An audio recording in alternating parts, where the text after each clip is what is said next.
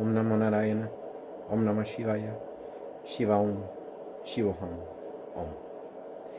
Welcome to another satsang with your host Chuck the Yogi from the Yogi Cave, enduring this long and cold winter with you. Alright, let's get to the Yoga Sutra, shall we? We're getting near the end of the Yoga Sutra. It's been quite a journey. Let's see where we left off. I think it was 4.25. Vishesha Darashina Atma Bhavana Vinivaritihi. For whom who sees the distinction between sattva and self, there comes about the discontinuation of the projection of the false sense self, or the false self sense, rather. So that means when the yogi or yogini finally merges with the Supreme, with the Purusha, when the little self merges with the big self and sees that there's no distinction, then the sense of false selfness disappears. The sense of I am this, I am that, in this construct, so forth and so on. This is the end goal of yoga. Okay. 4.23. Yeah, this one was 4.22, now 4.23. Drashtri drishya uparatam chitam sarva artam. Provided that consciousness is colored by the seer and the seen, it can perceive any object. So what does that mean? Again, we're talking about the importance of perspective in yoga. When I am this I in this construct, there can be a seer and a seen. There can be me and this book. There can be me and this camera, right? So this can only happen within the construct. And it can only happen with a sense of perspective and a sense of perception, and this creation or false identification between the I and not I, right? So the process of yoga is, in a way, devolving all that into the Supreme I. But we're not going to get too deep into that, because that can go on forever. So we don't have forever for that. Let's see, 4.24. Tad asamkyeya vasanabish chitram api para artam samhatya karitvat. That consciousness, though speckled with countless subliminal traits, is other purposed due to its being limited to collaborative activity. So let's break this down a little bit. It is speckled, this consciousness, this I, is speckled with subliminal traits due to being in the construct and developing karmas, lifetime after lifetime, cycle after cycle. That's one part of it. And other purpose due to its being limited to collaborative activity. Other purpose means that you, I, in this construct, cannot be isolated. There always has to be, quote-unquote, collaborative activity. There has to be this I and not I, and there has to have this relationship has to be established between this I and this not I. So no matter how much a yogi or yogini or a person or a thing or an entity or what have you isolates itself, there can be no complete isolation in the construct, right? So this is what's in play. Anyway, 4.25. This is 4.25.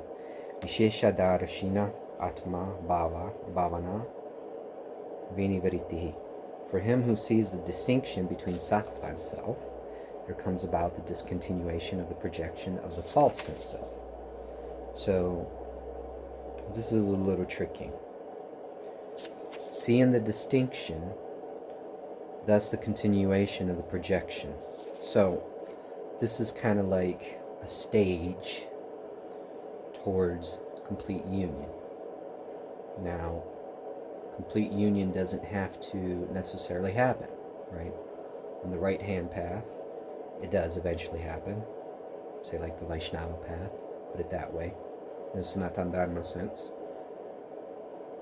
Although there's also a bhakti movement that creates an eternal distinction between the devotee and the grand self, right? So, I mean, you see these things both in the Shaiva and the Shakta as well as the Vaishnava, right? But let's go back to this again. For him who sees a distinction between sattva and self, that is the first stage, right? There has to be this understanding or this notion of the self, something to aspire to. Now, how you address that depends on the path you take. If you take a path of devotion or bhakti, then there will always be the distinction between self and little self, and there'll never be a merger, right? But there are other ways of going about that, both in the left-hand path as well as the right-hand path of final merger, although the left-hand path tends to be more focused on this little self rather than a final merger with the great self. But we won't get into all these distinctions because they can be pretty confusing. Let's just leave it there in the sense that this understanding of the small self and the large or the infinite self, Purusha, is the beginning of the process. It can stay there or it can move into final merger. It's really up to the yogi or yogini in question. Anyway, 4.26 Tada viveka nimnam kaivalya pragbaram chitam. Then consciousness, thus inclined towards discernment, is borne onwards towards the aloneness of the power of seeing. So what is this aloneness of the power of seeing? This kaivalya. It's a sense of, I see the path, I see the goal. It's a sense of clarity of where the yogin or yogini is on the path, right? For that to happen, there has to be certain energetic processes that have to occur in order for that clarity to come about. Now, I'm not going to get too much into that because then we get into Kundalini yoga and all this other stuff and what needs to happen in order for a person to reach that stage. That's a different topic, perhaps for another sacred book, especially if we get into books like 7 Yogas of Naropa, which we may do. But for all intents and purposes, what this implies is that when a yogi or yogini achieves a certain stage, that stage can be understood or defined as the power of the aloneness of seeing. This understanding, this seeing, this gnosis is an ever-present reality for a yogi or yogini that achieves that stage. At that point, there's no going back, so to speak. Because before that, a yogi and yogini can regress, and there's plenty of examples of that, different traditions, both Buddhist and Sanatana Dharma. But from that point onward, there's no going back. Anyway, let's see. 4.27 Tach Chidreshu Pragyaya Antarani Samskaraye Vyaha. In the intervals of that involuting consciousness, other new presented ideas may arise from the subliminal activators. What does this mean? And we're going to leave it there because that's a mouthful. So what this means is that the more the yogi goes within and involves, so we're not talking about evolution, we're talking about involution, going within, the more the yogi yogini does that, the deeper and deeper layers of the subconscious, or the collective unconscious, whatever you want to call it, emerges from the depths of the self.